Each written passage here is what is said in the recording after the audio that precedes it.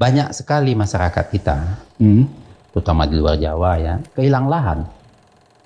Konflik agraria. Semestinya pemerintah, orang berkuasa itu, kalau ada tukang kritik kayak kita ini, seharusnya terima kasih. Nah gini juga boleh ditanpa kepastian hak asasi manusia, kita nggak bisa bikin apa-apa. Orang masyarakatnya nggak diberi ruang.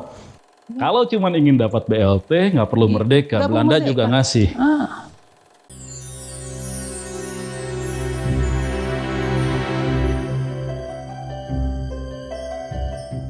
Kembali di Menolak Lupa, saya Hardi Hermawan bersama dengan Amiruddin Al-Rahab masih membahas tentang problem hak asasi manusia yang masih menjadi isu penting di Indonesia, tapi mungkin juga banyak orang yang tidak terlalu memperhatikan persoalan tersebut.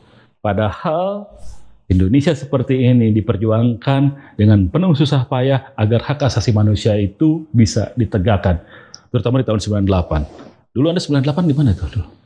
Jakarta ya. Menyaksikan pelanggaran HAM pada waktu itu? Atau setelah di Komnas HAM Anda kemudian lebih paham? Saya itu sudah aktif sejak tahun 93 lah. Iyalah. Saya menyaksikan langsung hampir semua peristiwa yang disebut pelanggaran hak asasi manusia itu di Jakarta. Tapi kan tidak berdiri sendiri di 98, dia sudah dari sebelumnya. Iya, makanya saya bilang sejak tahun 95. Marsina 93 ya?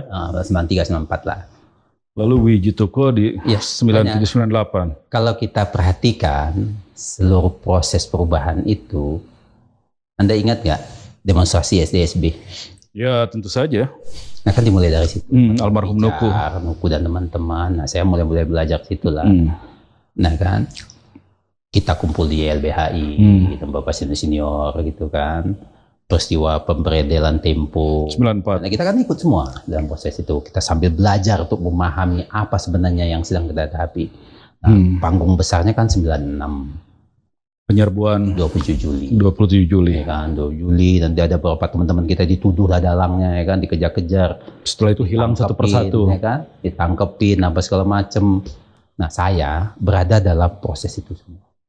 Sebagai bagian dari teman-teman mahasiswa UI, tentu bersama sama mahasiswa-mahasiswa yang lain di Jakarta, ya kita melakukan proses itu, berjuang dalam proses itu.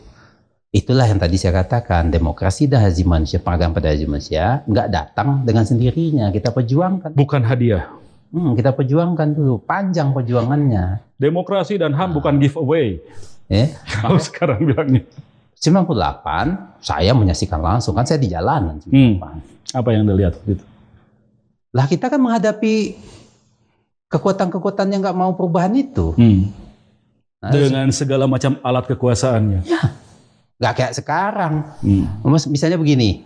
Paling kalau sekarang akun disuspend. Saya kasih contoh ya, mungkin Adi juga ngalami. Di depannya LBH ini, saya lupa, 95, 96, kalau itu tahun segitulah. Ya kita demo protes lah. Ada nih Kapolres Jakarta Pusat, namanya aja saya masih ingat sekarang, tapi sekarang udah pensiun dia, nggak perlu kita sebut namanya ya kan? Ingat lah. Karena namanya sangat gampang, ya kan? Dia bilang, itu dikumpulin nih, nggak ada cerita, dia datang berdiri dengan semua pasukan kura-kura ninja itu kan? Iya, zaman itu masih pakai rotan. PPRC itu namanya. Iya, reaksi cepat. Atas nama undang-undang, ini saya bubarkan. Dia angkut ke truk, dibawa ke Polres Jakarta Pusat. Itu babak belur bos. Contohnya itu, kita lalui itu. 98 berbulan-bulan kita di jalanan. Melawan itu. Berapa teman yang korban. Nah satu peristiwa saya lupa, Semanggi 1 pas Semanggi 2, mungkin Semanggi 1. Saya, yang ada beberapa orang tertembak di depan. Iya. Saya di situ bos. Iya. Bersama dengan teman mahasiswa UI yang lain. Nah ada satu teman wartawan, itu Bimo namanya. Menghindari itu karena tembakan itu mulai menjelang maghrib sampai jam 7 malam. Betul. Sejam lebih. Ya. Dari atas Semanggi itu pakai panser tuh kan. Saya sampai nyungsep masuk got depan Atmajaya itu berdua mani wartawan. Di dalam Atmajaya waktu itu banyak teman-teman mahasiswa sudah kalang kabut, banyak luka-luka, berdarah di situ. Nah itulah salah satu orang, kalau kita mau sebut namanya ya Sandiawan yang bantuin Romo Sandi waktu itu ya. Jadi banyak, saya langsung lihat itu. Itu masuk pelanggaran HAM yang ini juga. Tapi kan enggak ya, itu hanya. Nah, yang kita sebut ini kan yang meninggal tuh. Ya. Ya. Ada beberapa orang tuh. Ya Wawan ya kalau nggak salah waktu itu. Wawan, habis itu Yunhap, Yunhap, itu betul. ya, semakin itu saya lihat itu.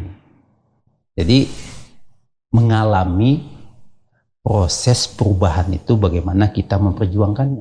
Ini bukan kata orang nih, saya ada di situ kok.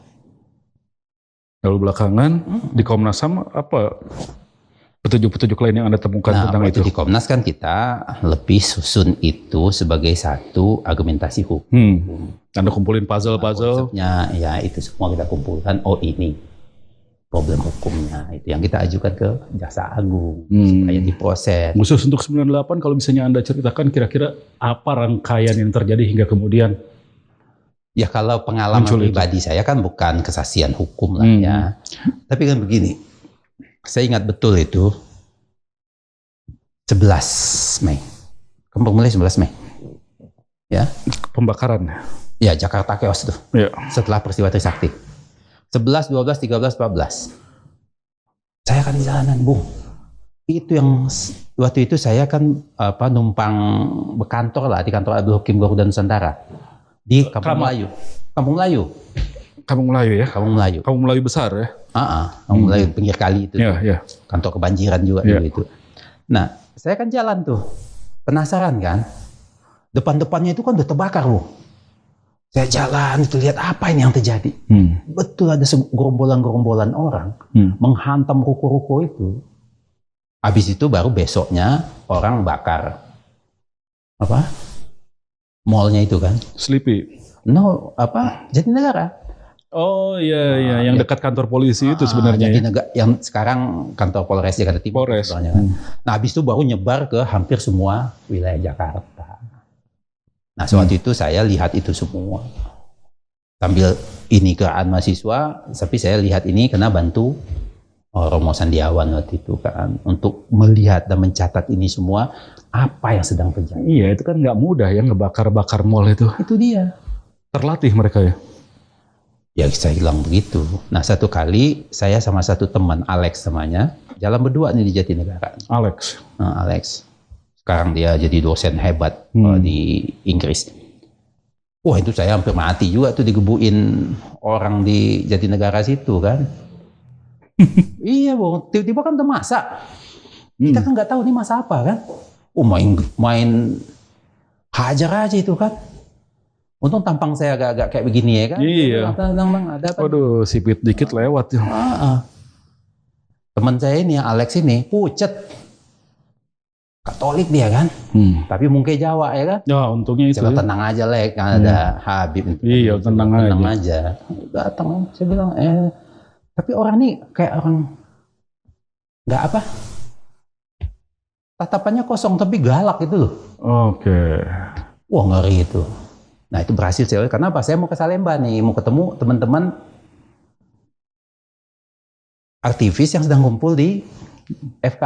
Oh, FKUI. UI kan markas anak-anak UI kan di Salemba di situ, selain di Depok. Nah, saya mau ke situ koordinasi nih. Berjalan kita ngadapin itu. Habis itu seluruh Jakarta ini terbakar. Udah kacau balau. Ngeri. Kalau kita ingat-ingat sekarang peristiwa itu satu-satu, saya hanya mau katakan ngeri peristiwa itu. Dan banyak yang mati. Banyak sekali, bukan banyak sekali. Dan ada kekerasan seksual juga. Ya, itu faktual. Dan saksinya kemudian mati beberapa bulan kemudian. Iya. Korban, ini mungkin nggak tahu ya. Saya udah lupa tanggalnya itu, antara 15 apa 16 gitu ya. Mei ya. Setelah Trisakti lah itu ya. Saya habis demo-demo ini dikasih tahu, kumpul di sini. Kami kumpul di FKUI. Anda tahu nggak? Di kamar jenazah itu dibawa dari berbagai daerah Jakarta, itu jenazah hangus terbakar. Itu ratusan, Bos. Ratusan. Itulah yang dimakamkan secara massal di Pondok Rangon itu. Itu ratusan. Tidak bisa dikenali. Hangus. Saya lihat langsung. Jadi kalau orang katakan Mei 96 itu bohong-bohong. Mei 98. Mei 98 itu bohong-bohong. Saya bilang, Kau Datanglah ke Pondok Rangon sana gitu. kau jangan main-main sana. Nah. Gua nih saksi hidupnya apa yang terjadi. Kita lihat itu. Nah problemnya memang secara hukum bagaimana membuat, karena hukum pidana kan barang siapa berbuat apa. Kan? Ya itulah yang jadi problem. Itu. Dan harusnya pengadilan HAM yang bisa mengatasi itu. Karena dia diberi kewenangan khusus untuk menelisik itu. Nah, oke. Bahkan sekarang, maka tadi saya bertemu nih, pagi saya bertemu dengan keluarga yang masih mencari anggota keluarganya yang hilang, terbakar mungkin. Tahun 98 itu? 98 itu, yang disebut peristiwa Mei itu. Ya, Gitu itu loh. Klender, Sleepy, Ya, atau Jatinegara itu ya? Jatinegara. Kalau mau tanya 98. Ya, Anda liatin itu dari peristiwa yang ada di lapangannya, di jalanannya, sampai kemudian ke kamar mayat rumah sakit. Karena saya anak RSCM. Jakarta, bos, saya bilang. Ya, Aku lihat itu. ratusan orang mati di situ untuk kemudian memberikan apa yang kita rasakan sekarang. Banyak orang berkorban atas demokrasi yang Anda rasakan hari ini. Ya, bahkan ada orang nggak pernah semiang pun berjuang untuk demokrasi itu paling menikmati demokrasi ini. Bahkan ada yang nggak pernah berjuang untuk demokrasi itu hari ini dia mau ngajarin kita tentang demokrasi. Kan dahsyat nih Republik ini putar-putarnya. Dan jangan pernah anggap isu pelanggaran HAM sebagai isu yang basi. Iya, nggak ada. Ada banyak sekali nyawa yang harus terbuang sia-sia untuk apa yang Anda rasakan sekarang. Makanya Undang-Undang Pengadilan HAM mengatakan pelanggaran hak asasi manusia yang berat tidak pernah kadaluarsa. Pelanggaran hak asasi manusia yang berat tidak pernah kadaluarsa. Tidak sekarang, mungkin nanti kita akan menyaksikan pengadilannya.